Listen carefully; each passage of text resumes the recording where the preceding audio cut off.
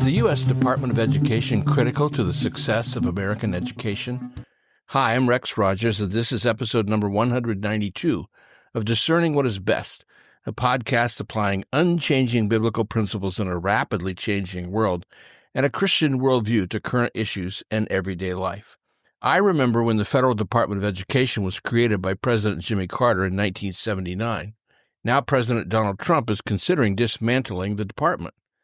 The heads of the education departments in multiple GOP-led states described the move as a potential opportunity to get rid of red tape around funding and burdensome reporting requirements on their schools. Betsy DeVos, Trump's Secretary of Education in his first term, wrote in an op-ed for the Free Press that the department should be scrapped entirely. She said that since its creation in 1979, the Department of Education has sent well more than $1 trillion to schools with the express purpose of closing the gaps between the highest and lowest performers. Today, those gaps are as wide as they have ever been, and by many measures, even wider. 7 in 10 American fourth graders are not proficient readers, meaning they struggle with reading grade-level literature and comprehending informational texts. 40% graded out at below basic, meaning they struggle with basic comprehension. In math, the picture is similar.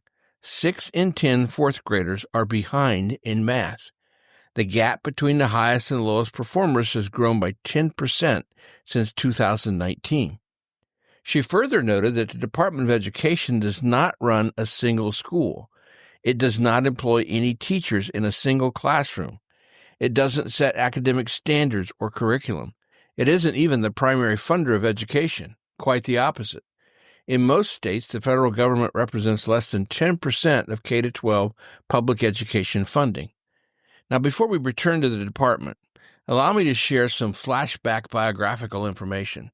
I didn't know it then, but I know now that I was enormously blessed to attend Ohio Public Schools 1958 to 1970, graduate from small but high academic standards Cedarville College in 1974, and finally earn a doctorate in political science from the University of Cincinnati in 1982.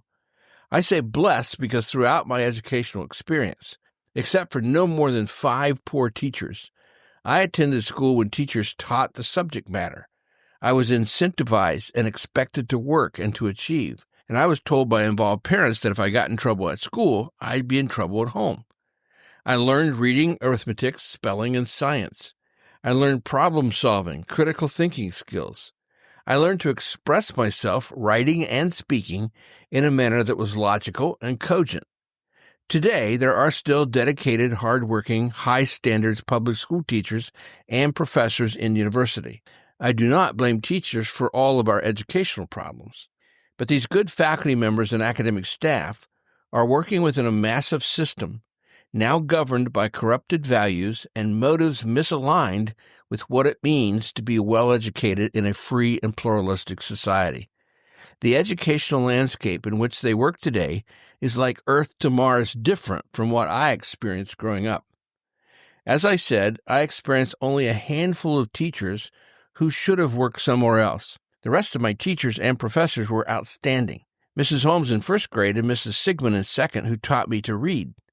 The Mackley brothers, Ray and Ivan, in 4th and 5th grade, one who taught me geography and one who taught me fractions. And by the way, most of my elementary school experience included starting the day with the Pledge of Allegiance and a Bible verse read to us all. In 8th grade, favorite of many of my class cohort, Mr. Chuck Chipeye, who taught me how to diagram sentences and speak the King's English. He later went on to be a beloved high school administrator. Mrs. Creevy, who was short and round as she was tall, but a tough-love taskmaster who taught me algebra. Mrs. Burns, who called me Rexy throughout my entire high school experience and taught me Latin. Mr. Farley, who was a masterful lecturer and taught me to take notes as I learned American history and government. I was similarly blessed in college and university with professors dedicated to academic excellence and wanting to see it flower in me. Here and now, I thank and salute them all. I am forever grateful. My point is that I was given a gift that has kept on giving throughout my life. I was well educated. I was taught to think. But sadly, while I was yet in school, and certainly soon thereafter, Education began focusing more on social engineering than on education. And also, don't miss this, the idea of getting in trouble at home if I cause problems in school, well, forget that. Now, many parents look upon teachers with suspicion. With this shift, teachers and administrators lost the authority to hold students accountable, and thus to instill a proper work ethic and demand academic attainment. Beginning in the 1960s, public schools became the nation's petri dish, the place where we experimented with our myriad intractable social problems. Sex, drugs, and rock and roll? Yes, but way more than this.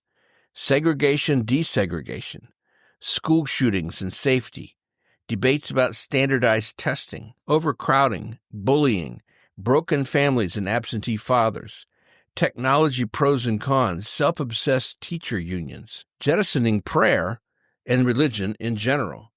And more recently, add woke or progressive leftist ideological initiatives that have taken control of education from kindergarten to university, LGBTQ plus pride, gender fluidity and trans activism, pronoun mania, political correctness, critical race theory pushing DEI or diversity, equity, and inclusion, anti-racism, ironically to the exclusion of many worthy educational programs. This morass of social pathologies is rooted in something other than education as such.